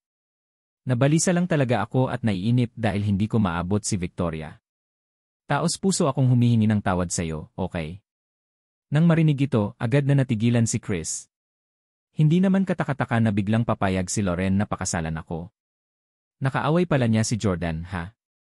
Nang makitang humihingi ng tawad si Jordan kay Lauren sa hangarin na humingi ng tawad, natakot si Chris na patawarin ni Lauren si Jordan at pagkatapos ay kanselahin ang kanilang kasal. Kaya naman, dali-dali siyang huminto sa harap ni Jordan para protektahan si Lauren sa likuran niya. "Anong ginagawa mo na malapit sa fiancé ko? Umalis ka." Tumahol ng malakas si Chris. Galit din si Jordan. "Magwala ka. May sasabihin ako kay Lauren." Halatang hindi bibigyan ni Chris ng pagkakataon si Jordan na makausap si Lauren. "Ako ang fiancé ni Lauren. Kailangan mo ng pahintulot ko para makausap siya." Sa katunayan, siya ay isang ganap na lalaking chauvinist. Tila hindi papayagang makipag-usap si Lauren sa isang estranghero pagkatapos siyang pakasalan ni Lauren. Nang makitang nag-away silang dalawa na lalong umiinit na malapit na silang magpisikal, sumingit si Lauren, "Jordan, bakit hindi ka pumasok para turuan si Chloe sa pagtugtog ng piano?" Si Chloe, na medyo naging masunurin sa mahabang panahon, ay nagsabi, "Daddy, gusto kong samahan mo akong mag-practice ng piano." Chris chimed in, "Tama, tumugtog ka ng piano kasama si Chloe. Marami pa kaming dapat pag-usapan ni Lauren, tulad ng mga larawan sa kasal, venue ng hotel, wedding rings, at iba pa. Huwag mo kaming hadlangan sa paghahanda para sa kasal." Si Jordan ay labis na hindi nasisiyahan kay Chris at gusto rin niyang makipag-chat kay Lauren, ngunit malamang na imposibleng gawin ito sa presensya ni Chris. Hinigpitan pa ni Chloe ang pagkakahawak kay Jordan, kaya pumayag siya sa hiling nito at pumasok sa loob ng bahay para turuan itong tumugtog ng piano. Umupo ang dalawa sa tabi ng piano at unang tumugtog si Chloe ng isang piyesa na itinuro ng kanyang guro sa piano na medyo mataas ang antas ng kahirapan. Gayunpaman, nagawa ni Chloe na laruin ito ng maayos. Tila ipinagmamalaki talaga ni Jordan habang masayang hinalikan si Chloe at napabulalas, "Baby, ang galing mo. Mas magaling kang tumugtog ng piano kaysa noong 4 na taong gulang ako. Dahil maliksi na ang iyong mga daliri para tumugtog ka ng isang piyesa na may napakabilis na ritmo, bakit hindi kita turuan ng isa pang piyesa?" Masayang sumang-ayon si Chloe, "Sure, I wanted you to teach me to play piece, Daddy." Nagsimulang mag-isip si Jordan kung aling himig ang ituturo sa kanya. Nasa loob na ngayon si Jordan at ang tanging naiisip niya ay si Victoria. Kaya naman, nakaisip siya ng medyo malungkot na kanta, "If I Ain't Got You" ni Alicia Keys. Ang intro sa kantang ito ay isang malamyos na himig na may ritmo na nagsisimulang bumaba ng mabilis, tulad ng kanyang kalooban. Hinawakan ni Jordan ang maliit na kamay ni Chloe at sinabing, "Sisimulan ko muna sa pagtuturo sa iyo ng mga daliri sa kaliwang kamay. Napakasimple nito. Pindutin ang C gamit ang iyong kaliwang kamay, kasunod ang Y, pagkatapos ay E at panghuli I." Tinanong ni Chloe, "Apat lang ba sila?" Tumango si Jordan. Sabi ni Chloe, "Napakasimple niyan. Hindi mo na ako kailangang turuan. Alam ko na kung paano laruin ito." Ngumiti si Jordan at sinabing, "Kung ganoon, tuturuan kita ng fingering para sa kanang kamay, kung aling mga chord ang I at I, ayon sa pagkakasunod-sunod. Ito ang M chord na sinusundan ng E F sharp para sa chord. May black key dito, at susunod, ito ay C, E para sa C chord, at sa wakas para sa B sharp chord sa kanan, at panghuli para sa B sharp chord sa kanan. Kamay, kailangan mong laruin ito ng 6 na beses ng paulit-ulit." Nakinig ng mabuti si Chloe at nanlalaki ang mga mata na nagtanong, "Tutugtog ba ako ng mga chord para sa kanang kamay ng 6 na beses kasama ang 4 na nota para sa kaliwang kamay?" Tumango si Jordan. Tanong ni Chloe, "Gaano ba ako kabilis laruin ito?" Hinaplos ni Jordan ang ulo ni Chloe at sinabing, "As fast as you can." Idiniin ni Chloe ang kanyang mga kamay sa mga susi at mabilis na sinimulan ang pagtugtog ng piyesa. Talagang pinatugtog niya ang intro ng kanta nang hindi pa naririnig ang orihinal na kanta. Diyos ko ni. Nang makitang perpektong tumutugtog si Chloe ng tune, nabigla si Jordan sa kanyang hindi kapanipaniwalang talento. Hinawakan niya si Chloe sa sobrang gulat habang walang tigil na hinahalikan ang mukha nito, na walang tigil sa pagtawa nito. Mahal kong anak, napakagaling mo. Namana mo ng buo ang talento ko sa musika. Mahal na mahal kita. Natawa din si Chloe at sinabing, Daddy, hindi ka nag-ahit, tinutusok ako ng pinaggapasan mo, haha. Mabilis na humingi ng tawad si Jordan, paumanhin sa pananakit ko sa'yo, baby. Sa pagtingin sa kaibig-ibig at magandang si Chloe, naramdaman ni Jordan ang tunay na pagmamahal sa kanya. Chloe, isinusumpa kong ibibigay ko sa'yo ang lahat ng pinakamagagandang bagay sa mundo at hinding-hindi kita hahayaang magdusa ng anumang paghihirap. Tumango si Chloe at sinabing, naniniwala ako na poprotektahan mo kami ni Mommy. Sa sandaling ito, nasa labas pa rin ng courtyard sina Lauren at Chris. Paminsan-minsan, nahuhuli ang atensyon ni Lauren sa mga tunog ng piano at tawa na ginagawa ni Chloe sa loob ng bahay at nakaramdam ng pagnanasa na pumasok sa loob para tingnan. Sa kabilang banda, patuloy na ginugulo ni Chris si Lauren. Lore, natutuwa talaga ako na napagpasyahan mong pakasalan ako at nasabi ko na sa lahat ng kaibigan ko, kamag-anak at halos sa buong isi ang tungkol sa kasal natin. Tulad ng alam mo, ang aking pamilya ay may mataas na katayuan sa isi at tiyak na walang anumang pagbabago sa aming kasal. Matapos malaman na posibleng pumayag si Lauren na pakasalan siya dahil sa galit at udyok, nagpa siya si Chris na bigyan ng babala si Lauren. Isa siyang lalaking chauvinist na pinakamahalaga sa kanyang pride, at hinding-hindi niya papayagan si Lauren na pabigla-bigla na magpa siya na pakasalan siya at pagkatapos ay magbago ang isip nito kung kailan niya gusto. Sa kabilang banda, si Lauren ay isang taong itinakda ng tama ang kanyang mga prioridad at marunong gumawa ng mga tamang desisyon. Huwag kang mag-alala dahil nagpa siya akong pakasalan ka, hindi na magbabago ang isip ko. Masayang ngumiti si Chris, alam niyang si Lauren ay palaging isang marangal at maaasahang babae na perpekto para sa isang asawa. Hindi siya tulad ng karamihan sa mga tagapagmana ng mayayamang pamilya na nag-aalboroto at gumagawa ng gulo sa lahat ng oras. Kaya naman, masayang nakipag-usap si Chris kay Lauren tungkol sa mga detalye ng kanilang kasal. Halimbawa, ang site para sa photoshoot ng kasal, at kung dapat nila ito sa ibang bansa o sa bansa. Halimbawa, ang uri ng wedding ring at gown na mas gusto ni Lauren. Halimbawa, ang mga abay na babae at kung mag-imbita ng sinumang mga kilalang tao. Habang kinukulit ni Chris si Lauren para talakayin ang mga detalye ng kanilang kasal, tinuturuan ni Jordan si Chloe na tumugtog ng piano sa loob ng bahay.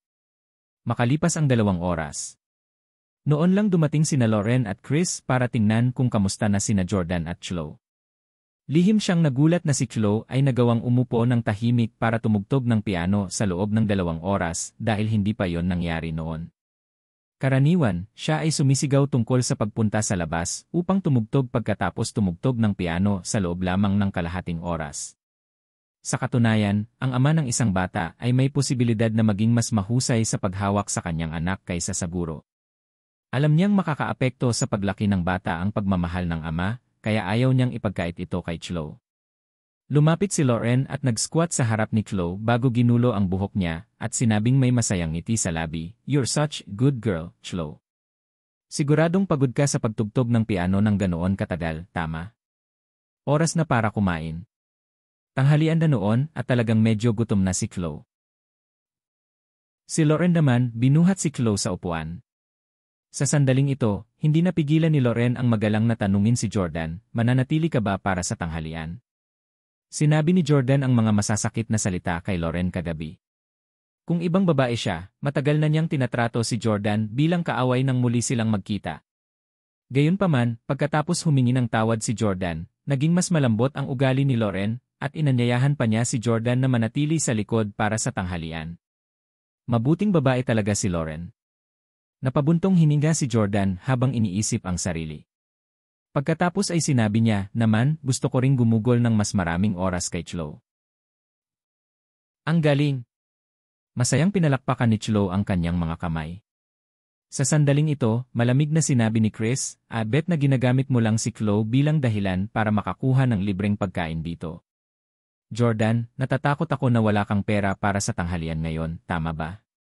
Si Jordan ay mukhang sobrang nahihiya dahil wala talaga siyang pera para sa tanghalian ngayon. Wala siyang dalang pera at hindi rin niya magagamit ang mobile payment system sa kanyang telepono. Noon pa man ay gusto na ni Chris na maghiganti kay Jordan, at ngayong nakilala na niya si Jordan habang ang huli ay nakababa at nasa labas, paano niya nagagawang palampasin ang pagkakataong kuskusin ito at sipain si Jordan habang siya ay nakababa. Tumawa si Chris at sinabing, "Lauren, malamang na hindi mo alam na hindi kayang bayaran ni Jordan ang kanyang pamasahe sa taksi na $3 ngayon at binayaran iyon ni Chloe gamit ang kanyang baon. Nakakahiya yon. Hindi pa ako nakakita ng ganitong kahiyahiyang lalaki." Namula ang mukha ni Jordan at gusto niyang suntukin si Chris, pero kung gagawin niya iyon, magpapatunay lang na wala siyang kakayahan. Ang tanging paraan para mapatahimik si Chris ay ang magbasag ng pera sa kanyang mukha. Gayunpaman, hindi napigilan ni Jordan ang kanyang sarili na gawin ito. Nagulat si Lauren at hindi makapaniwalang nagtanong siya, paano ito posible? Hindi mo ba magagamit ang iyong mga API sa pagbabayad sa mobile? Tumango si Jordan at sinabing, na-block sila. Nagsimulang mangutya si Chris, haha, ang iyong mga bank account ay na-freeze at na-block out ka sa iyong mga mobile payment API. Sa tingin ko wala kang masyadong pera sa iyo ngayon. May iwan kang magdusa sa... Yeah. Hindi masyadong naintindihan ni Chloe ang usapan ng mga matatanda, ngunit nasasabi niya na ang kanyang ama ay tila napakapetulan dahil sa isang bagay na may kaugnayan sa pera. "Daddy, may pera si Mommy. Kukunin kita." Bago pa siya maatras ni na Jordan at Lauren, matagal na siyang nagmamadaling lumabas.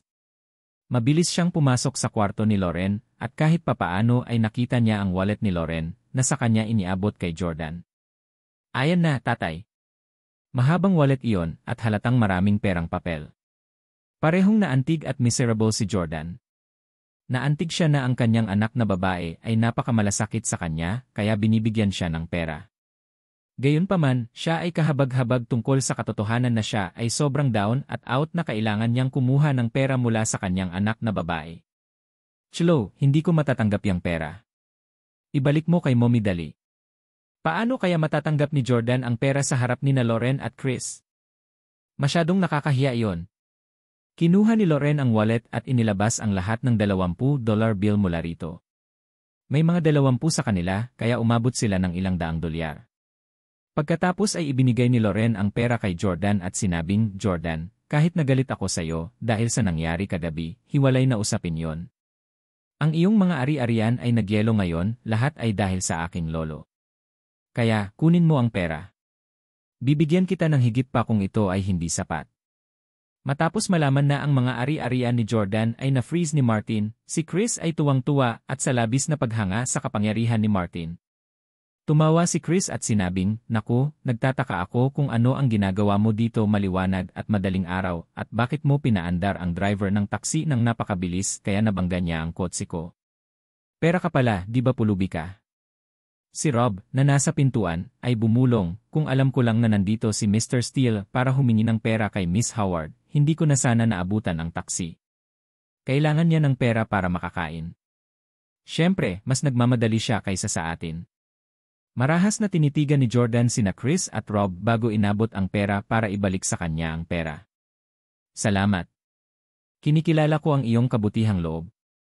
Ako ay may lakas at kahit na ang aking mga ari-arian ay na-freeze, naniniwala ako na maaari pa rin akong umasa sa aking sariling mga kakayahan upang maghanap buhay." Alam ni Lauren na si Jordan ay isang mapagmataas na tao at kamakailan lamang, siya ay pinamagatang pinakamayamang tao sa VIE.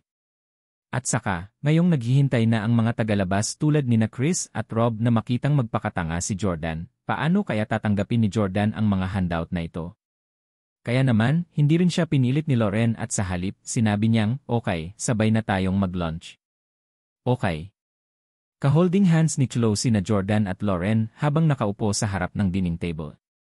Sa hapagkainan, may malaking pagkalat ng mga masasarap na pagkain at matagal na nilang naamoy ang halimuyak mula sa malayo. Mayroong inihurnong isda, pasta, beef goulash, roast turkey, at marami pang iba pang pagkain na madalas ihain sa mga pagdiriwang. Ang mga pagkain ay puno ng sigla at lasa. Buong pagmamalaking umupo si Chris at sinabing, "Lauren, Chloe, ang mga pagkain ito ay inihanda ng isang Michelin chef na nagluto para sa mga presidential banquet. Subukan ito kaagad. Tumango si Jordan. Bihasa siya sa culinary arts, at makikita niya sa hitsura ng mga ulam at plating na pambihira ang mga ito. Gayunpaman, nang kunin ni Jordan ang kanyang tinidor at kutsilyo, biglang pinagsabihan muli ni Chris si Jordan. Jordan, espesyal akong nag-order ng mga pagkain ito para kina Lauren at Chloe.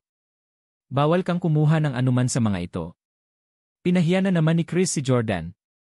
Nakatayo sa pintuan, inihagis ni Rob ang isang bag ng sauerkraut at 2 baked bun na hawak niya sa Jordan. Sabi niya, Mr. Steele, hindi lahat ay fit na kumain ng pagkain inihanda ng isang Michelin chef, kaya mas mabuting ito na lang ang kainin mo. Mas nababagay ito sa iyong status. Gusto talaga ni na Chris at Rob na kumain si Jordan ng tinapay na may sauerkraut. Sa puntong ito, kahit si Lauren ay hindi na nakatiis. Tumingin siya kay Chris at sinabing, Chris, ang daming pagkain, hindi natin maubos lahat. Si Chloe ay may kaunting gana at higit sa lahat ay magkakaroon siya ng maliit na bahagi. Bakit hindi mo hayaang kumain si Jordan sa amin? Siya naman ang ama ni Chloe. May good side at bad side ang lahat. Bagamat paulit-ulit na pinahiya ni Chris si Jordan, humihingi ito ng simpatya para kay Jordan sa loob ni Lauren. Kung hindi pumunta si Chris ngayon dito at ginawa ang mga bagay na yon kay Jordan, malamang ay patuloy na hindi papansinin ni Lauren si Jordan dahil sa masasakit na sinabi nito sa kanya noong araw na yon. Gayunpaman, alam ni Lauren na mabuting tao si Jordan at nasabi lang niya ang mga salitang iyon sa kanya dahil kay Victoria. Nagustuhan ni Lauren ang mga tapat na lalaki tulad ni Jordan na may malaking responsibilidad pagdating sa mga relasyon.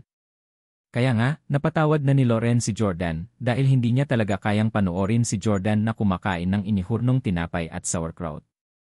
Sumandal si Chris sa likod at sinabing, ako ay isang malinis na pambihira at hindi ako nasisiyahang kumain sa parehong mesa ng mga taong hindi ko gaanong kilala. Ayokong hawakan ang mga pinggan na nahawakan ng kanyang mga kubyertos. Sino ang nakakaalam kung siya ay may masamang hininga? Biglang sumingit si Chloe, walang bad breath si Daddy. Ilang beses lang akong hinalikan ni Daddy. Mommy, amoy-amoy mo kung hindi ka naniniwala. Sa sinabi ni Chloe ay bigla niyang hinalikan si Lauren dahilan para matigilan siya agad at bigla siyang nahiya. Iyon ay nangangahulugan na sina Jordan at Lauren ay hindi direktang naghalikan sa isa't isa. Bagamat nagkaroon ng anak sina Jordan at Lauren, kahit papaano ay nakaramdam siya ng kaunting hiya at mabilis na tumibok ang kanyang puso na parabang unang beses siyang umibig. Nagalit din si Chris at walang gana niyang inutusan si Rob, magdala ka ng plato at isang set ng kubyertos mula sa kusina. Hayaan mo si Jordan Steele ng pagkain. Hindi na kailangan. Agad namang pinabulaanan ni Jordan ang handout ni Chris at sinabing, noong una ay wala akong gana sa pagkain. Uminom ako ng tubig ngayon at hindi na ako nagugutom. Dito na lang ako para pakainin si Chloe. Masasabi ni Lauren na galit at nag-aalala si Jordan kay Victoria. Kaya parang wala talaga siyang gana.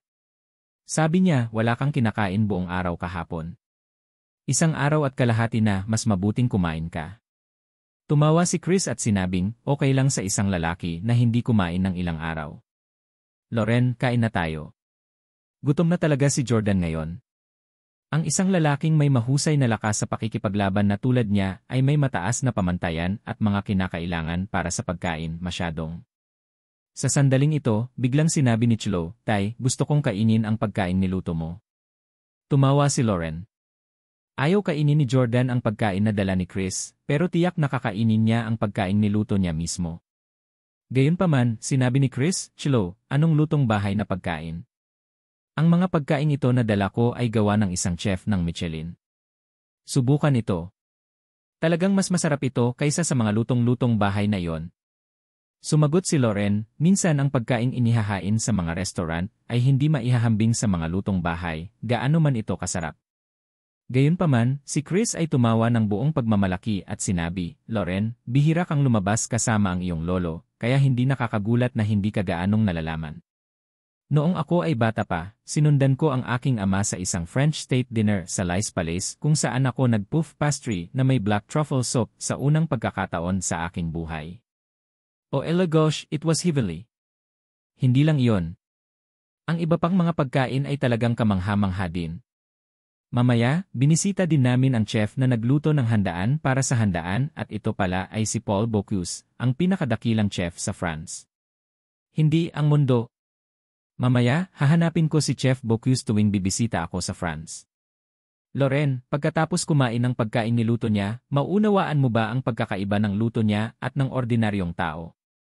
Sa kasamaang palad, namatay na si Master Bocuse, at hindi na natin matitikman ang pagkain niluto niya.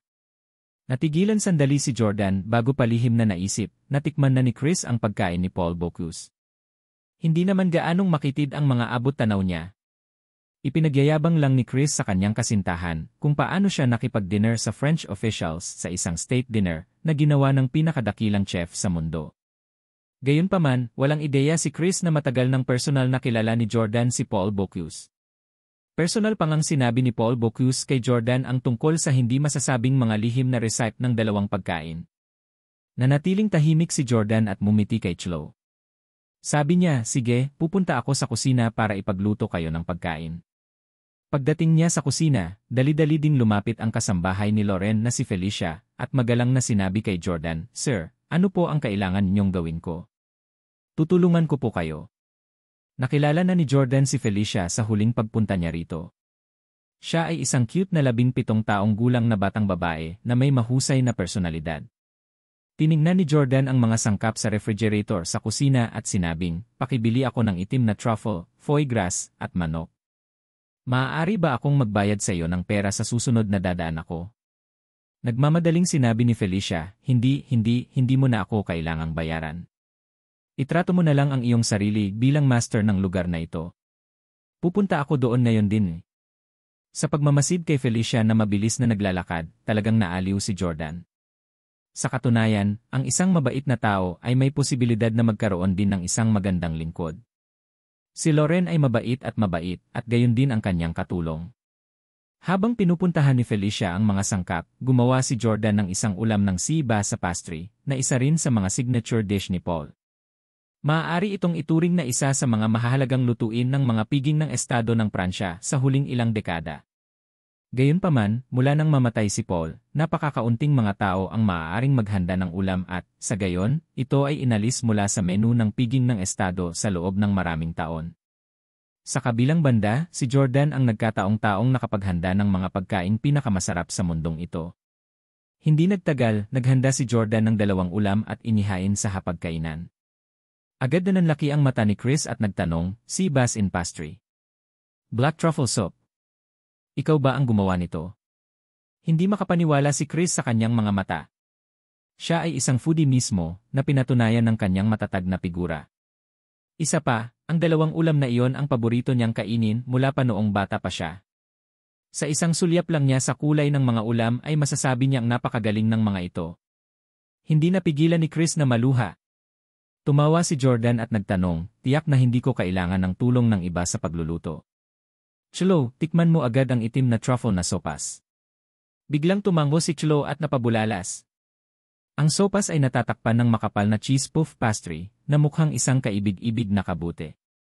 Gayunpaman, si Chloe ay nag-aalangan sa paghukay habang hawak ang kutsara. Daddy, paano ako kakain nito? Tanong ni Chloe. Bago siya sinagot ni Jordan, biglang kinuha ni Chris ang isang kutsara at sinabing, Chloe, kailangan mong basagin ang balat ng puff pastry sa pamamagitan ng pagkatok sa isang kutsara bago sumandok ng sabaw gamit ang isang kutsara. Hayaan mong ipakita ko sa iyo minsan. Nasinghot ang bango ng sabaw, walang humpay na lumunok ng laway si Chris at naghanda sa pagsubo ng sabaw gamit ang kutsara. Gayunpaman, agad na binatukan ni Jordan, Chris Hank, sinabi ko bang makakain ka? Nang umupo si Jordan para kumain kanina, tumanggi si Chris na kainin ni Jordan ang pagkain na in-order niya, at sa halip, insultuhin siya sa pamamagitan ng pagpapakain sa kanya ng isang bag ng sauerkraut at tinapay.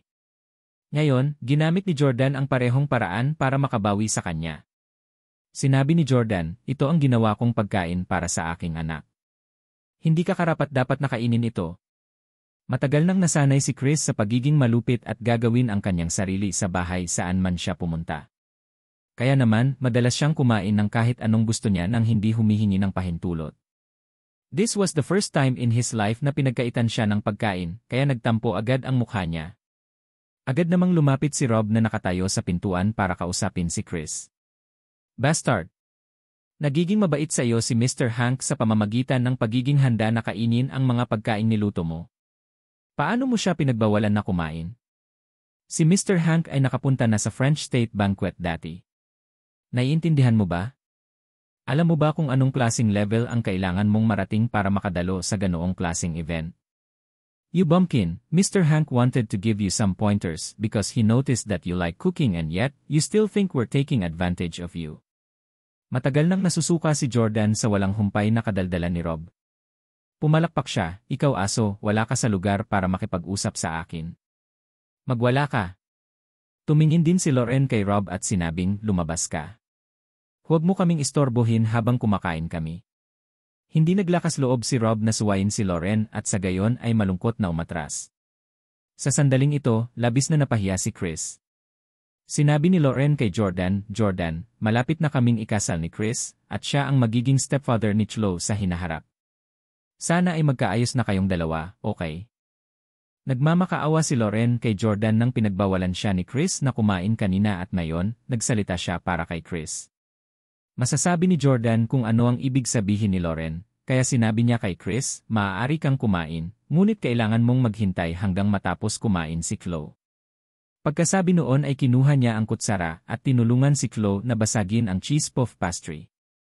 Sa sandaling ginawa niya, ang puff pastry, na tila isang kabute, ay naglaho kaagad upang ipakita ang itim na truffle na sopas na tila isang heavenly pool. Kapag nabasag ang puff pastry, mabilis na umusbong ang singaw mula sa truffle soup kasama ng masaganang aroma na pumapasok sa kanilang mga butas ng ilong. Mas masarap ang sabaw kapag kinakain ng mainit. Mabilis na sumandok si Jordan ng isang kutsarang sabaw at ipinakain kay Chloe. Baby, buksan mo ang iyong bibig. Ibinuka ni Chloe ang kanyang bibig at humigop ng sopas bago itinaboy ang kanyang mga braso sa galit na galit. Ang sarap! Sumandok ng isa pang kutsara si Jordan at iniabot kay Lauren. Nakasama mo ako sa labas kahapon kaya hindi ka rin kumain. Subukan mo. Natouch naman si Lauren. Natikman na niya ang masasarap na pagkain na ginawa ni Jordan noon, kaya natural na gusto niyang kainin ang pagkain niluto nito. Salamat, ako na mismo ang gagawa. Kinuha din ni Lauren ang kanyang kutsara. Gayunpaman, matagal na hinawakan ni Jordan ang kutsara nang hindi ito ibinaba. Anya, ito na lang ang gamitin. Ngayon lang ginamit ni Chloe. Hindi. Alam ni Jordan na hindi kailanman makikita ng isang ina na marumi ang ginamit na kutsara ng kanyang anak. Namula si Lauren at medyo nahiya. Iyan hindi masyadong angkop. Bakit hindi mo ibababa ang kutsara habang ako ay umiinom nito ng mag-isa? Si Chris ay naging beet red at pinandilatan niya sina Jordan at Lauren na nakadilat ang mga mata. Pakainin ba ni Jordan ang aking mapapangasawa sa harap ko mismo? Sabi ni Jordan, ako wala rin akong balak pakainin ka. Kunin mo. O, nahiya at napahiya si Lauren dahil sa maling akala niya ay papakainin siya ni Jordan tulad ng pagpapakain niya kay Chloe. Hindi niya sinasadya yon. Ang pinakamasama pa, ginawa niya ang pagkakamaling iyon sa harap mismo ng kanyang kasintahan. Kinuha ni Lauren ang kutsara, humigop at pinuri, Len. Ang sarap. Hindi pa ako nakakain ng ganoon kasarap na truffle soup. Malamig na yumuko si Chris at sinabing, ang mga taong hindi pa nakakakita ng isang engranding eksena ay malamang na madaling maantig sa gayong walang kwentang bagay. Nang makitang si Jordan mismo ay walang kutsara dahil ibinigay niya ito sa kanya, dali-dali niyang inabot kay Jordan ang kanyang kutsara at sinabing, gamitin mo ang akin. Kumain ka na rin ng sabaw. Huwag kang tumutok sa pagpapakain kay Chloe. Tumango si Jordan, kinuha ang kutsara sa kamay ni Lauren at siya mismo ang sumubo ng sabaw. Labis ang sama ng loob ni Jordan dahil pakiramdam niya ay masyadong romantiko ang pakikipagpalitan ng kutsara. Sa puntong ito, nakainom na ng sabaw sina Jordan, Chloe at Lauren. Kaya, sinabi ni Jordan kay Chris, maaari kang uminom ng sopas ngayon. Sa sobrang galit ni Chris ay ayaw na niyang kumain. Nakaramdam pa siya ng pananabik na durugin ang pagkain niluto ni Jordan sa lupa. Gayunpaman, kinailangan niyang matikman ito ngayon dahil doon pa lang niya matutukoy ang mga kamalian sa luto ni Jordan. Dinampot ni Chris ang kutsara at kumuha ng isang kutsarang puno ng sopas, nagulat na lang. Paano magiging ganito? Sakto ang lasa ng pagkain na tikman ko sa Lice Palace. Si Chris ay sobrang mapili sa pagkain at pagkatapos matikman ang dalawang pagkain ito na ginawa ng maraming tao pagkatapos pumasa si Paul Bocuse, naramdaman niyang malayo ang mga ito sa kay Paul. Gayunpaman, ang pagluluto ni Jordan ay nakakagulat na ganap na natugunan ang matataas na pangangailangan ni Chris. Paanong ang sarap magluto ng bastos na ito? Nagulat na si Chris sa lakas ng pakikipaglaban ni Jordan at hindi inaasahan ng huli na napakasarap niyang magluto. Gayunpaman, paano posibleng purihin ni Chris ang kanyang karibal sa pag-ibig na tumalo sa kanya? Sinadya ni Chris ang sarili na tila hindi siya komportable. Anong ginawa mo sa black truffle? Parang kerosene ang lasa. Tiyak na hindi ito lason, tama? Ahem ni Loren, Chlo, ipinapayo ko sa iyo na huwag mo ring kainin ito. Masarap ang lasa. Sabi ni Loren, hindi sa tingin ko masarap ang lasa. Maaaring medyo sobar ito kumpara sa ginawa ng sikat na chef sa mundo na binanggit mo. Hindi ito kasing sama ng ginawa mo. Malamig na yumuko si Jordan at nagtanong, natikman mo na ba ang luto ni Paul o hindi? Nang matanong ni Jordan, agad na nakipagtalo si Chris, syempre nasa palasyo ako ng Lice. Iyan ang opisyal na tirahan ng presidente ng France. It was a state banquet. Okay, itigil ang pagbanggit ng state banquet sa bawat pagliko. Hindi ka ba naiinis? Hindi nakaimik si Jordan. Nanirahan din ako sa France noong bata pa ako at palagi akong pumupunta sa Lice Palace. Si Paul ang namamahala sa lahat ng pagkain ko. Bukod dito, bago siya namatay, binigyan din niya ako ng sikretong recipe ng puff pastry na black truffle soup at sea bass sa puff pastry. Nang marinig ito, agad na nagtanong si Chris, nagyayabang ka. Paano ka makakain noon sa banket ng estado? Walang magawa si Jordan. Ang taong ito ay nagsasalita pa tungkol sa banquet ng estado. Ipinaliwanag ni Loren, Chris, ang Stiles ay may malaking impluensya sa buong mundo, at may mabuting pakikitungo sa marami sa mga nangungunang pamilya sa mundo at mga master ng iba't ibang trade. Hindi kakaiba para sa Jordan na makilala si Paul Bocuse. Naalala rin bigla ni Chris na minsan nang hiniling ni Martin na isuko niya si Loren dahil kay Jordan. Hindi rin daw maikukumpara ang family background ni Chris kay Jordan. Bagamat walang gaanong alam si Chris tungkol sa Stiles, alam niya na talagang makapangyarihan ang Stiles. Sabi ni Chris, Yeye, bakit mo binabanggit ang iyong past glory? Paano kung kilala mo si Paul? Paano kung nakapunta ka na sa Lice Palace? Hindi nito binabago ang katotohanan na sobrang sira mo na ngayon na hindi mo na kayang bayaran ang iyong pamasahe sa taksi o isang mangkok ng noodles. Hahahan. Malapit nang magwala si Jordan nang biglang tumunog ang phone niya. Ang tumawag ay si Mandy, ang may-ari ng bahay na tinitirhan niya ngayon. Nagulat si Jordan. Mayroon ba siyang kinaroroonan ni Victoria? Dati, tinawagan ni Jordan si Mandy para magtanong tungkol sa kinaroroonan ni Victoria, at sinabihan pa niya ito na ipaalam ito sa kanya kapag may balita siya tungkol kay Victoria. Hello? Mabilis na sagot ni Jordan. Sa kabilang banda, sabik na tanong ni Mandy, Mr. Steele, nakatanggap lang ako ng tawag mula sa aking kapitbahay sa EC na nagsabi sa akin na may nagsaboy ng pintura sa pintuan ng aking bahay at labis akong nag-aalala sa iyong kaligtasan. Ayos ka lang ba? Ano? May nagwisik ng pintura sa pinto. Natigilan si Jordan at agad niyang naintindihan ang nangyayari habang galit na nakatingin kay Chris na nasa harapan niya. Pinunit niya ang mga dekorasyon para sa kasal ni Chris, kaya naisip niya na ang nasa katanghaliang gulang na lalaki ay pumunta upang magreklamo kay Chris. Naisip niya na ang mga kampo ni Chris ay ang nagsaboy ng pintura sa pinto. Si Jordan ay nasa hindi magandang pakiramdam at sinabi niya, Mandy, ayos lang ako. Ang bagay na ito ay may kinalaman sa akin at alam ko ang may kasalanan sa likod nito. Bibigyan kita ng paliwanag. Iba kasi ang tinitirhan niya kaya masama ang pakiramdam niya na nasasaboy ng pintura ang pinto ni Mandy dahil sa gulo na dulot ni Jordan. Dahil si Mandy ay inayos at na-promote ni Victoria, natural na hindi siya mag-abala tungkol sa mga bagay na yon kay Jordan. Magalang niyang sinabi, Hoy, Mr. Steele, hindi mo na ako kailangang bigyan ng anumang paliwanag. Mabuti, ayos ka lang. Ang iba ay walang kabuluhang bagay. Gayunpaman, sinabi ni Jordan, Mandy, hindi ko alam kung saan napunta si Victoria ngayon. Hindi ako maaaring manatili sa iyong bahay. Paano ito? Ibabalik ko sa iyo ang mga susi ng iyong bahay sa pamamagitan ng courier. Gayunpaman, sinabi ni Mandy, talagang hindi na kailangan. Mr. Steele, manatili ka lang doon. Hindi mo kailangang maging masyadong formal sa akin. Iba na ang sitwasyon ngayon ni Jordan kaysa noon at wala na siyang maibigay kay Mandy. Kaya, iginiit niya, it's settled. I'll hang up now. Matapos ibaba ang telepono, sinugod ni Jordan si Chris nang may pananakot at tinanong, ikaw ba ang may kasalanan sa likod ng pag-splash ng pintura? Palihim pa ring tinitikman ni Chris ang sea bass na gawa ni Jordan, na talagang ikinatuwa niya ng husto. Saglit siyang natigilan matapos marinig ang tanong ni Jordan. Ibinaba niya ang kanyang mga kubyertos at galit na tumayo. Naku, ikaw pala ang pumunit ng mga dekorasyon sa kasal ko, Pung. Iniisip ko kung sino ang nakakadiri na pumunit ng mga dekorasyon para sa kasal namin ni Loren. Ako ang nagpadala sa mga tauhan ko para mag-splash ng pintura sa bahay na yon, pero naalala ko na babae ang may-ari. Nakatira ka ba sa bilis ng iba? Sinabi ni Jordan, mabuti at handa kang aminin ito. Agad na kinuha ni Jordan ang telepono para tumawag ng pulis. Pulis? Gusto kong magsumbong ng krimen. May nagsaboy ng pintura sa pintuan ng bahay na tinutuluyan ko. Ang pangalan ko ay Jordan at nakatira ako sa di. Pagkatapos iulat ang krimen, walang tigil na tumawa si Chris at nagtanong, Jordan Steele, talagang hindi ka nagmula sa isang prestihiyosong pamilya. Paano ka napakasimple ng pag-iisip?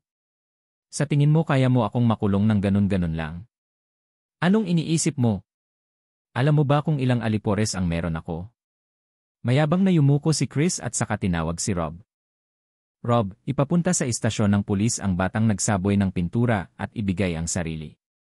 Makukulong siya sa loob ng 1-0 araw at bibigyan ng multa ng $100. Sabihin sa kanya na makakakuha siya ng $1,500 sa bawat araw na mananatili siya doon. Tumawa si Rob at sinabing, uy, napakagandang deal. Natutukso mo akong makulong sa pwesto niya. Okay, tatawagan ko siya ngayon. Ipinagmamalaki ni Chris ang isang paa sa kabila. Minsan ay nagkaroon ng maraming underling si Jordan, kaya alam niyang ang mga underling ay kadalasang mag-aagawan sa isa't isa para kunin ang rap para sa kanilang amo at hindi kailanman ilantad ang mga krimen ng kanilang amo. Palihim na nanumpa si Jordan na makakahanap siya ng pagkakataong maikulong si Chris. Muli niyang hindi pinansin si Chris at sa halip ay nag-order ng Perry Express gamit ang kanyang cellphone. Wala pang 10 minuto, isang babaeng Ukrainian na may mahabang paa ang dumating sa patio sakay ng bisikleta. Hello, I'm from Perry Express. Can I ask kung sinong Ginoo ang nag-order? Nagtanong ang Ukrainian beauty sa matatas na angles. Naglakad si Jordan papunta sa courtyard at sinabing, ako ito.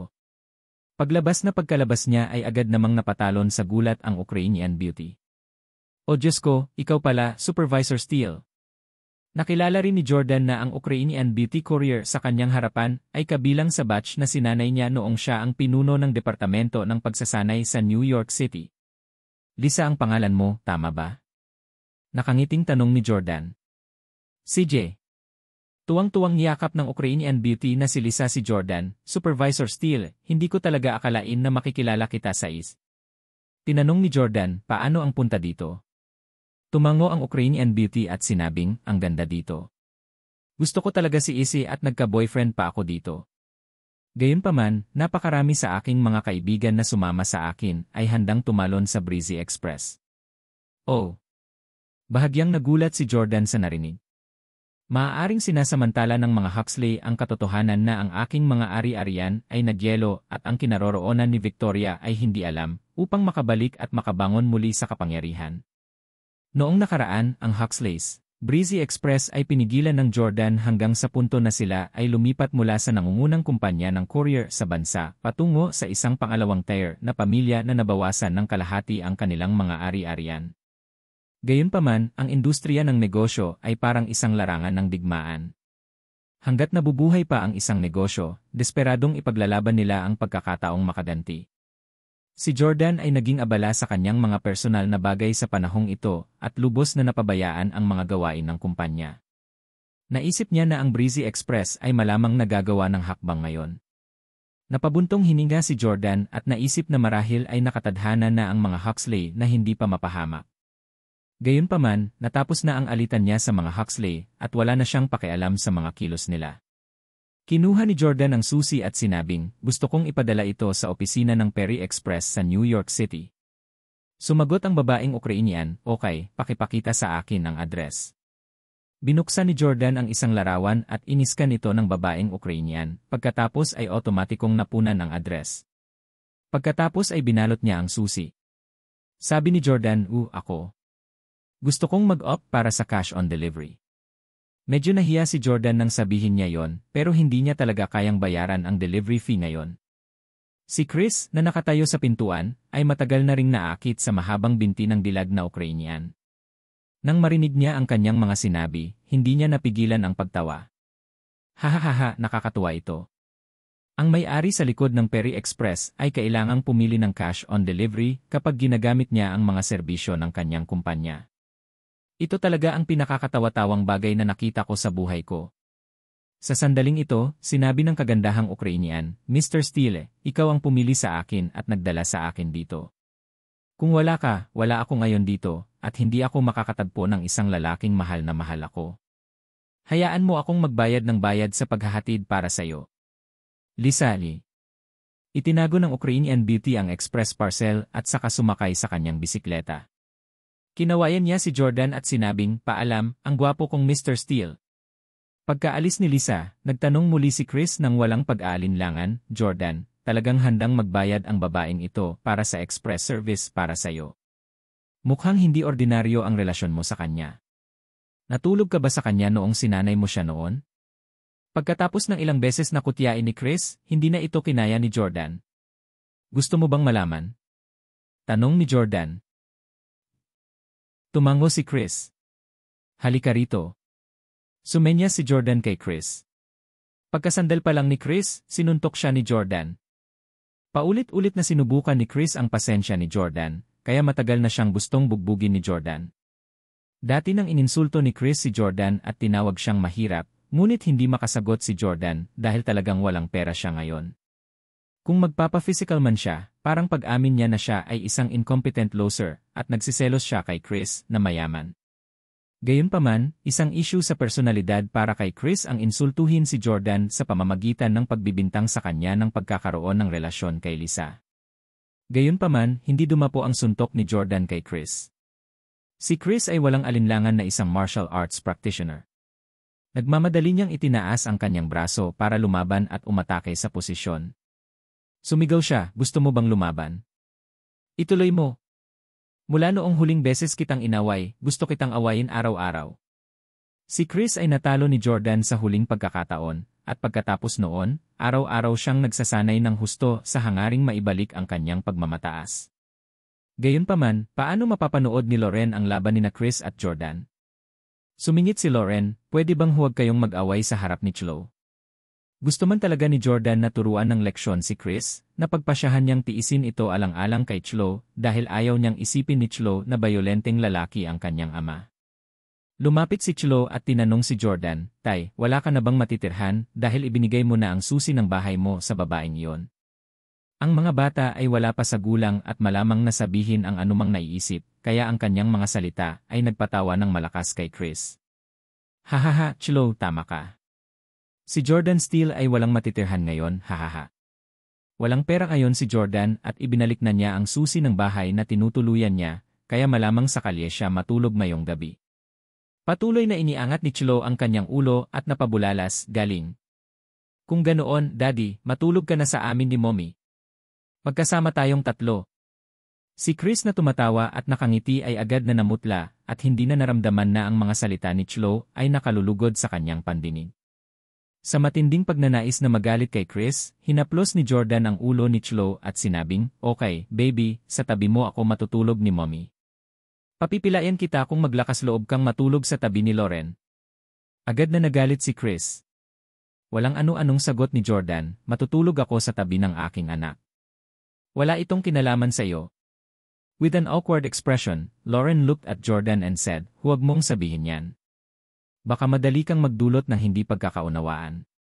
Malapit na kaming ikasal ni Chris, kaya hindi talaga bagay na manatili ka rito.